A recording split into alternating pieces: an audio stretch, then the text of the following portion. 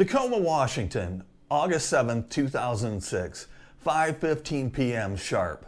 A quiet Bank of America branch on South Tacoma Way was minutes from closing when the doors blew open and four masked men stormed inside. This wasn't the sloppy entrance of junkies with pistols and half-baked plans. It was a synchronized assault, the kind of move you'd expect to see in a combat zone, not a suburban bank branch wedged between strip malls and pawn shops. The men were armed with AK-47 rifles and semi-automatic pistols, dressed in body armor and balaclavas, and they moved like they'd drilled this operation 100 times, because they had. Two men immediately locked down the doors.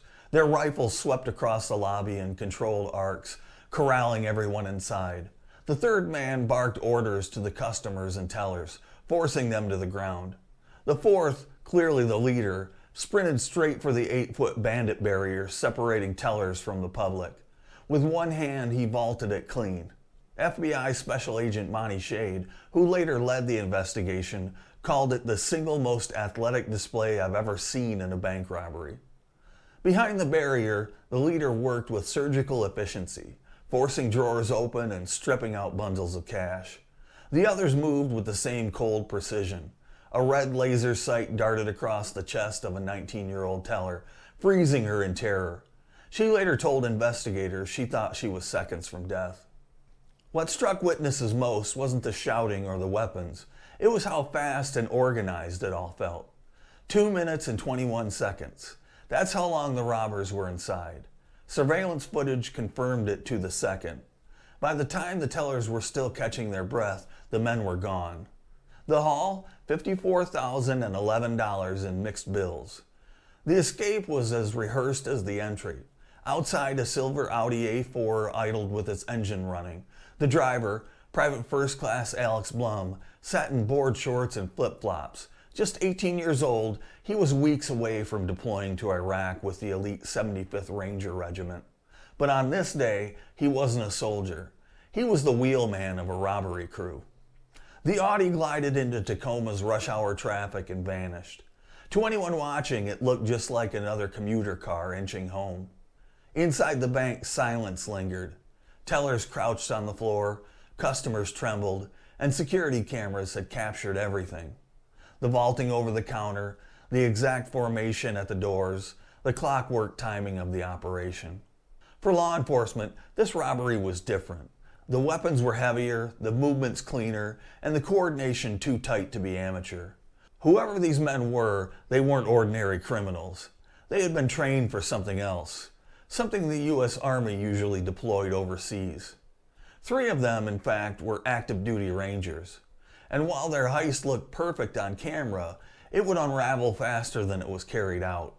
Not because of SWAT, not because of alarms or die packs, but because of something so small and stupid it almost reads like parody, a license plate left in plain view.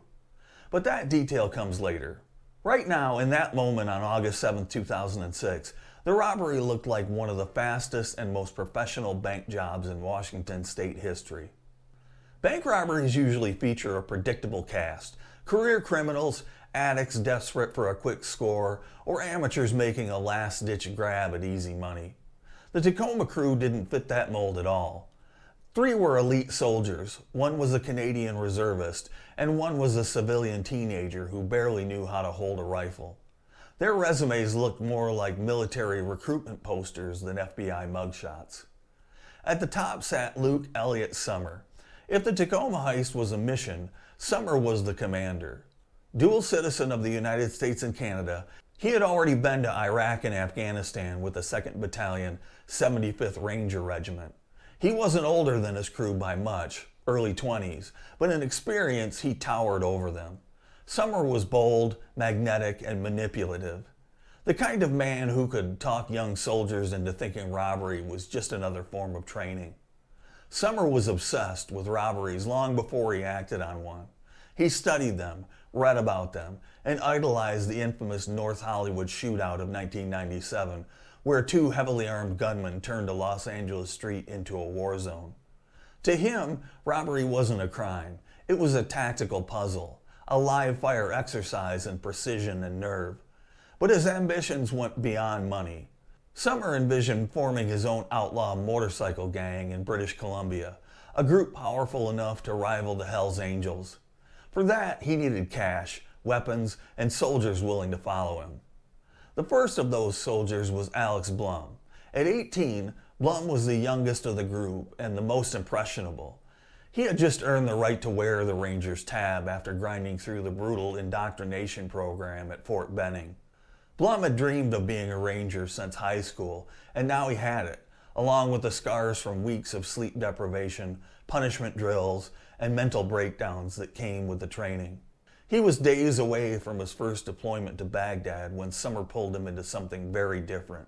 Blum's role would end up being the simplest: drive the car. But his story became the most infamous, because years later he would claim he thought the robbery was just training. That claim, made on national television, would make him the face of denial in the whole affair. Then there was Chad Palmer, another Ranger in his 20s. Palmer had the swagger of a man who loved guns almost as much as he loved showing them off. His MySpace page was filled with pictures of himself posing with weapons like a kid who wanted the world to know he wasn't just a soldier. He was dangerous. Sommer saw in Palmer someone who didn't need convincing, someone who enjoyed the adrenaline of violence and the image it gave him. Sommer's Canadian connection brought in the last two members. Tiger Robinson was a member of the Canadian Military Reserves, someone already drawn to uniforms and rank. Sommer promised him faster promotions and more authority in the gang than the military could ever offer. Robertson was in. The wild card was Nathan Dunmall, only 18 years old, Canadian, and with no military experience. Dunmall had no real qualifications to be part of the Ranger-led robbery. What he did have was a blind loyalty to Sommer. He saw him as a leader, almost a cult figure, and that was enough. Sommer wanted bodies for his plan, and Dunmall was willing to play along. Two others hovered on the fringes. Scott Byrne, another Ranger, helped store weapons and contributed to planning but refused to step into the bank. Richard Olinger provided storage space for destructive devices Sommer collected. Neither man wore a mask that day, but both were pulled into the legal mess that followed. So this was the cast. A ringleader who wanted to turn military precision into gangland power. A teenager desperate to prove himself to his Ranger brothers. A gun-loving Ranger happy to play outlaw. A Canadian reservist hungry for quick advancement, and a civilian kid eager to belong. Not the standard rogues gallery of stick-up men, but a group of young men shaped by military training, toxic leadership, and a willingness to treat a bank like just another mission. The Army had trained them to raid fortified positions in hostile territory. Sommer redirected that skill set to a suburban bank branch in Washington state. The Tacoma heist didn't appear out of nowhere. Like any mission, it started with planning, rehearsals, and a leader who refused to let go of the idea once it lodged in his head. Sommer's first target wasn't a bank at all. It was a casino. The Chips Casino in Lakewood, just a short drive from Fort Lewis, looked like easy money to him. Steady cash flow, late hours, plenty of vulnerable civilians. He talked about it constantly with his crew, treating it like a tactical problem to be solved. Where's the infill? Where's the exfil? Who covers which angles? He quizzed his men like a sergeant prepping a squad before patrol. But the more they looked at it, the less realistic it became. Casinos are built to repel cheats and robbers. Surveillance cameras cover every inch. Guards are trained to spot trouble, and the cash itself is layered with security protocols. Sommer's Rangers could handle firefights, but they couldn't beat a surveillance grid that never blinked. And then there was the kicker. Not one of them was old enough to legally enter the casino floor. Most of the crew weren't even 21. They couldn't get past the door without fake ID, and Sommer wasn't going to risk the plan on something that flimsy. So the casino fantasy died. Sommer shifted focus to something he knew he could control, a bank. The Bank of America on South Tacoma Way was perfect. It sat only 2 miles from Fort Lewis, easy to reach and easier to escape from. Sommer already had an account there, which gave him cover to scope it out in plain sight. On one recon trip, he casually approached a teller, made a small withdrawal, and while waiting, slid his ATM card along the bulletproof glass to measure thickness. To him, it wasn't just a transaction, it was reconnaissance. Blum came with him. While Sommer stalled, Blum discreetly counted staff, checked entrances and exits, and watched how the floor was laid out. They noted how many tellers were behind the barrier, where the cameras were, how far it was to the nearest door. Every second in that lobby was treated like intel gathering in hostile territory. Back at the barracks, the planning went physical. They hauled out sandbags and sticks, arranging them on the ground to mimic the walls, counters, and layout of the bank. Then they practiced, over and over, full kit, rifles, pistols, masks, body armor. They rehearsed movement drills until their bodies ran their routine without hesitation. Sommer timed every run, drilling the crew to shave seconds off the clock. The objective was clear, in and out in under 90 seconds. If absolutely necessary, they could stretch it to 3 minutes, but not a second more. Sommer knew from recon and from research that the Tacoma Police Department could have a unit on scene by then. Weapons were already taken care of. Sommer had re-enlisted earlier in 2006, and while most soldiers used their $20,000 bonus to pay down loans or buy a car, he used his on an arsenal: 5 handguns, 4 rifles, a shotgun, grenades, and ammunition. This wasn't a crew scrounging for hardware. They were kitted out like a small combat team preparing for deployment. They built the plan with military precision. 2 men would lock down the doors with AK-47s. 1 man would control the lobby, pushing customers and staff to the ground. Sommer would vault the barrier, strip the drawers, and oversee the take. Blum would remain in the silver Audi A4, engine running, ready to exfil. They rehearsed it until mistakes vanished. Sandbag walls turned into mental blueprints. What they saw in the barracks was the bank. What they practiced was the robbery. By the first week of August, the crew was ready. They had drilled it like a raid, mapped it like an assault, and built confidence in their ability to execute. The only difference was the target. Not a bunker in Iraq, but a neighborhood bank in Tacoma. On August 7, 2006, the drills ended, and the operation began. They picked the afternoon for a reason. 5:15 was late enough the branch was winding down, but early enough there'd still be tellers and customers. Exactly the mix Sommer wanted: human cover, slow movement, a predictable rhythm to exploit. What unfolded inside the Bank of America that evening read like a drill translated into the wrong context. The Audi eased to a stop. 4 men stepped out, masks already in place. There was no fumbling with gear. The movement was tight, practiced. 2 men moved to the doors, not to hold them open, but to make sure no one left and no one interrupted the operation.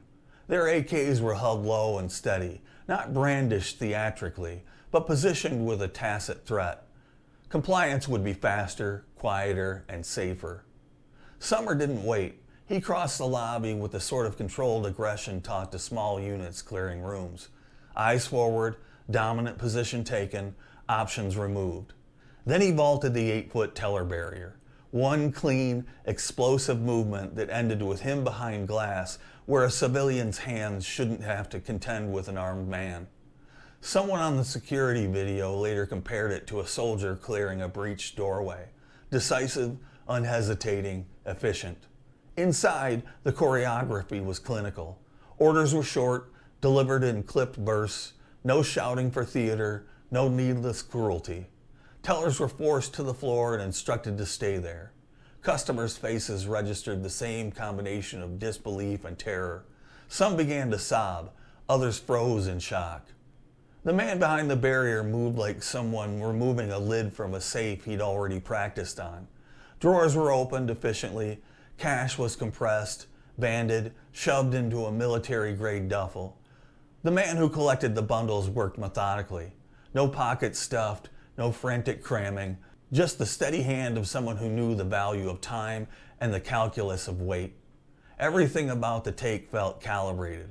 How much to grab, how quickly to leave, exactly when to move. The security cameras recorded everything. Later, when the footage was replayed in court and shown to investigators, jurors and law enforcement all noted the same thing. The raid looked like training. The men used angles and fields of fire. They moved to choke points. They controlled sight lines. It wasn't improvisation. It was a plan executed to the second. And then there was the clock. 2 minutes and 21 seconds from the first foot inside to the last foot outside. That number mattered. It showed not only speed, but the degree to which rehearsals had been absorbed, muscle memory replacing calculation. To the people inside the bank, those minutes felt infinite. To the robbers, they were a narrow corridor where any delay would mean exposure. Outside, Alex Blum sat in the driver's seat of the Audi. He watched the storefront windows like a man watching a countdown. In his clothes, board shorts and flip-flops, he looked absurd next to the armored figures who re-entered and slid into the car. He started the engine, eased into traffic, and blended into the stream of commuters. The getaway was deliberately ordinary. No screeching turns, no immediate high-speed dash, just a smooth departure meant to lower suspicion. The first calls to 911 arrived within seconds, but initial reports were fractured. Someone yelling about a robbery, someone else whispering about a gun. Dispatchers pieced together the scene as radio traffic built. Witnesses in the street described the Audi, the masks, the rifles. One wrote down a license plate number before the car rounded a corner. Small actions like that would matter more than the weapons or the planning. Inside the branch, the aftermath was immediate and raw. Employees huddled on the floors, hands pressed to mouths. One teller tried to steady another who was shaking so badly she could not count the money.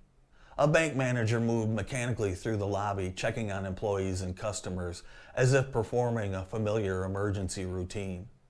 For many of them, the rational response, call the police, lock the doors, count losses, had to be forced into being through repetition because the shock did most of the initial work. Investigators later mapped the operation against the surveillance timeline and the 911 calls and found near perfect alignment. That alignment proved two things. This wasn't a random smash and grab, and it wasn't a spontaneous act of desperation.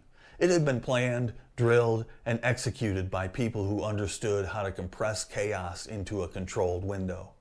There were no bullets fired and no lives taken that day, an absence that could have seemed like restraint.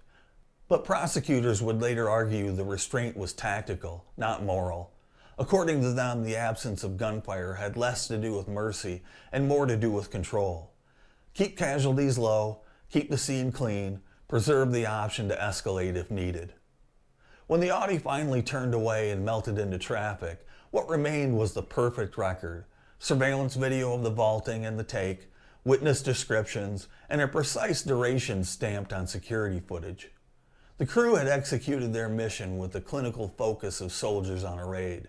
They had done everything they set out to do, with one glaring exception they had overlooked before the engine even cooled. For all the planning, all the drills, all the careful rehearsals inside a barracks mocked up with sandbags and sticks, the entire operation collapsed on a detail so mundane it felt like satire, the license plate. The crew thought about it, or at least part of it. They had removed the rear license plate from Blum's Audi, figuring that's what traffic cameras and tailing vehicles would pick up. Smart enough, but the front plate was still bolted in place. Colorado registration 420NNA. It was a lapse so obvious that any rookie car thief could have pointed it out. In the chaos outside the bank, one bystander noticed the Audi immediately. 4 armed men piling into a silver sedan during rush hour was hard to miss. What set this witness apart was the instinct to jot down the number. That single action accomplished more than months of police patrols or high-tech countermeasures. By the time the first 911 calls reached dispatch, Tacoma police already had a lead. Within hours, the number was in federal databases, and when the FBI reviewed the bank's surveillance footage, Special Agent Monty Shade was called in. Shade wasn't just any agent. With more than 400 bank robbery investigations behind him, he knew the difference between sloppy opportunists and professionals. Watching the video, he immediately recognized the latter. The vault over the barrier, the way rifles covered angles, the sharp commands. This wasn't improvisation. They looked like soldiers, Shade later said. That hunch was backed up by geography. Fort Lewis, the Army base just a few miles down the road, had a reputation. Between 2005 and 2007, more than 20 felony cases in the Tacoma area had ties to soldiers stationed there. Armed robberies, assaults, even kidnappings. Shade didn't need to stretch logic to connect the dots. When agents ran the plate, the lead snapped into focus. The Audi belonged to Alex Blum's father in Greenwood Village, Colorado. A quick check showed the car parked right outside Building 3475 on Fort Lewis, the barracks where Blum and Sommer lived. That was enough for a warrant. Federal agents swept the rooms, and what they found left no room for doubt. Cash bundles still wrapped in Bank of America bands, unregistered weapons, including rifles and pistols, ammunition stashed in ceilings and under desks, gear matching the masks and armor caught on camera. All of the hours of drilling, the meticulous timing, the expensive arsenal, undone by a single, overlooked rectangle of stamped aluminum. The FBI now had names, faces, and hard evidence. The robbery that looked flawless on tape had already begun to unravel. The only step left was to start picking the crew off, one arrest at a time. With the Audi identified and the barracks search complete, the FBI had everything they needed. Names, faces, weapons, even cash still wrapped in Bank of America bands. The case was no longer about finding suspects, it was about collecting them. The first to fall was the youngest, Alex Blum. Agents traced him to his parents' home in Greenwood Village, Colorado. Barely 18, Blum had already confessed to the crime himself in silence during the flight home. When agents knocked, he didn't resist. In fact, he cooperated fully, confessing on the spot and naming every member of the crew. The kid who dreamed of being a ranger folded in his parents' doorway before his first deployment. Next came Chad Palmer, the other ranger. He was back home in Norfolk, Virginia, dressed in his full Army uniform, preparing to take family photos. Palmer had spent years building an image of himself online, posing with guns on his MySpace page, a wannabe outlaw wrapped in fatigues. That image shattered when a SWAT team surrounded the house and dragged him out in front of his relatives. Palmer quickly confessed too, filling in details investigators didn't even know to ask yet. North of the border, Sommer's Canadian recruits weren't much harder to find. Tiger Robertson, the reservist who had dreamed of climbing Sommer's imaginary gang ranks, made it easy. He walked up to Canadian authorities and surrendered at the border. Nathan Dunmall, only 18 and with no military background, was less forthcoming, but not for long. He was picked up in Chilliwack, British Columbia without resistance. That left the ringleader himself, Luke Elliot Sommer. By the time the net closed, Sommer had already fled to Canada. He was supposed to be under house arrest, but in typical Sommer fashion, he pushed boundaries. Investigators finally caught him at a supermarket in Abbotsford, British Columbia. The same man who vaulted the bank barrier with one hand was cornered between aisles of produce under buzzing fluorescent lights. It had taken only 11 days from the robbery for every member of the crew to be identified and arrested. What was supposed to be a flawless operation, a disciplined strike executed with Ranger precision, had been reduced to mugshots and federal charges in less time than it took them to plan one rehearsal in the barracks. The aftermath inside law enforcement circles was a mixture of admiration and disbelief. Admiration for the precision of the robbery itself, and disbelief that such precision could be undone by something as stupid as forgetting a front license plate. By mid-August 2006, the Army Rangers who had staged one of the most efficient bank robberies in Washington state history were no longer criminals on the run. They were defendants in federal custody, each about to face the reality that their mission was over. By the time the Tacoma crew stood before federal judges, the case was already airtight. The FBI had the surveillance footage, the Audi, the money bands, the weapons, the masks, and, thanks to Alex Blum and Chad Palmer, full confessions. There was no Hollywood courtroom drama waiting to play out. This wasn't about proving guilt. It was about determining how hard the hammer would fall. The youngest and first to fold was Private First Class Alex Blum. He had confessed at his parents' doorstep in Colorado, naming the entire crew before the FBI had even built their full case file. Prosecutors painted him as complicit, not clueless, but they also recognized the obvious. Blum was 18, easily manipulated, and hardly the mastermind. His sentence, 16 months at SeaTac Federal Detention Center, plus a dishonorable discharge that ended his Ranger career before it started. For a kid who had dreamed of wearing the tab since high school, that dishonorable discharge cut deeper than the prison time. Chad Palmer, arrested in his dress uniform while preparing for family photos, received no such leniency. Palmer was in his 20s, fully aware of the stakes, and played an active role inside the bank.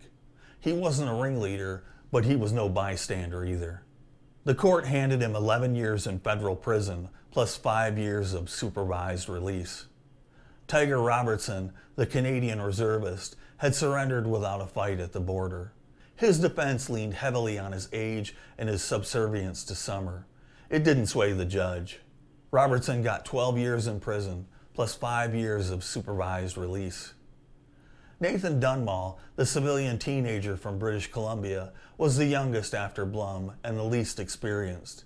He had been swept up by Sommer's charisma, lured by promises of belonging and importance. That didn't excuse him. His sentence, 10 years in prison, plus 5 years of supervised release. And then there was Luke Elliot Sommer, the mastermind, the ringleader, the man who turned Ranger training into criminal choreography.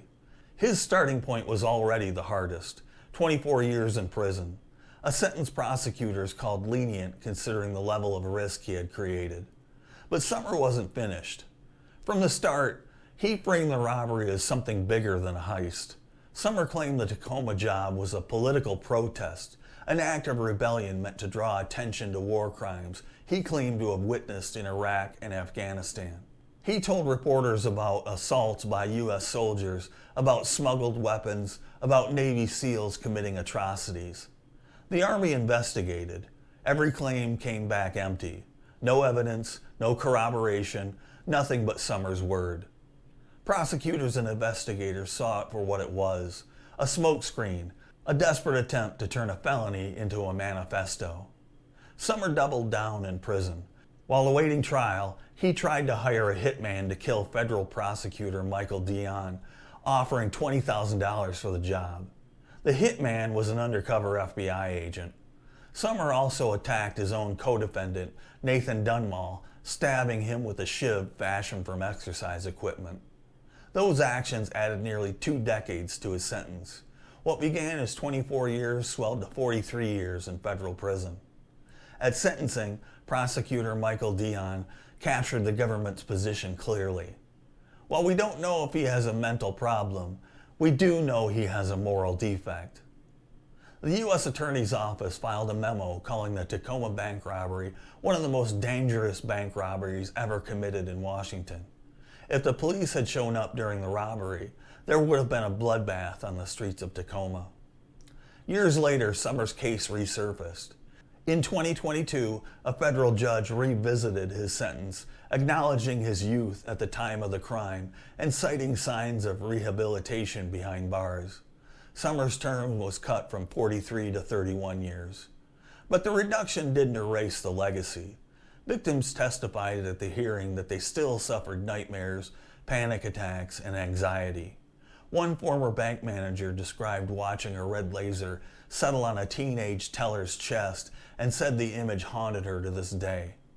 By the end of it all, every member of Sommer's crew had traded Ranger uniforms and Canadian fatigues for federal prison jumpsuits. Some would serve short terms, some would serve decades. Sommer himself remained the example prosecutors pointed to when explaining how elite training and charisma could twist into reckless violence. The Rangers had pulled off a robbery that looked flawless on tape, but in court, stripped of masks and weapons, they looked like what they really were. Young men led astray by a manipulator with ambition bigger than his judgment. The court sentences closed the case on paper, but the story didn't end when the doors to the courtroom swung shut. The ripple spread outward, through the Army, through the media, and most of all through the people left shaking on the floor of that Tacoma bank. For the tellers and customers inside, 2 minutes and 21 seconds became a lifetime. At Sommer's 2022 resentencing, they showed how the robbery had never really ended. A manager described seeing a red laser sight pinned on the 19-year-old employee. Years later, she still woke up at night replaying it. Others spoke about panic attacks, anxiety, and nightmares every time they entered a bank. For them, the robbery wasn't just an event. It was a fracture line in their lives. Blum served his 16 months at SeaTac, most of it clinging to the illusion he'd bounce back into the Army once the prison doors opened. That never happened. The Army dishonorably discharged him and stripped him of the career he had built his teenage years around. Outside prison, Blum leaned on an explanation that made him infamous. He claimed he thought the robbery was just training. On Dr. Phil, of all places, he told millions of viewers he was following the chain of command like he had been conditioned to do since basic training. Dr. Phil looked at him and asked bluntly, "So what you're telling me is you did not know you were involved in an armed robbery of a bank?" Blum held to the line. But the truth cracked later. In conversations with his cousin, who would go on to write a book about the family's struggle, Blum admitted what had always been obvious. "I had full knowledge of the robbery before it happened. I knew what we were doing. I didn't want to seem like a pussy in front of Sommer." The confession stripped away the last of the illusion. He hadn't been tricked. He had been afraid of looking weak. Luke Sommer remains behind bars, still serving a term now set at 31 years. His reputation as a manipulator only grew. His claim that the robbery was a political protest never survived scrutiny, and his later attempts to arrange a hit on the prosecutor and stab his co-defendant cemented him as dangerous, not ideological. Even reduced, his sentence guarantees that most of his adult life will be spent inside a federal prison. Chad Palmer, Tiger Robertson, and Nathan Dunwall served their terms quietly compared to Sommer and Blum. They faded from headlines, their names remembered mainly in sentencing summaries and court transcripts. Each carried the same dishonor. Rangers and recruits turned felons before they turned 30. The Tacoma job looked perfect on video. Disciplined, fast, efficient, everything a Ranger raid was meant to be. But the robbery didn't collapse because of overwhelming police response or a violent shootout. It collapsed because of a single license plate left on the front bumper. From the outside, it was a flawless heist. From the inside, it was doomed the second that car pulled up to the curb. I'm Dave. I appreciate you watching. Please subscribe, like, comment, and share. Until next time, stand tall.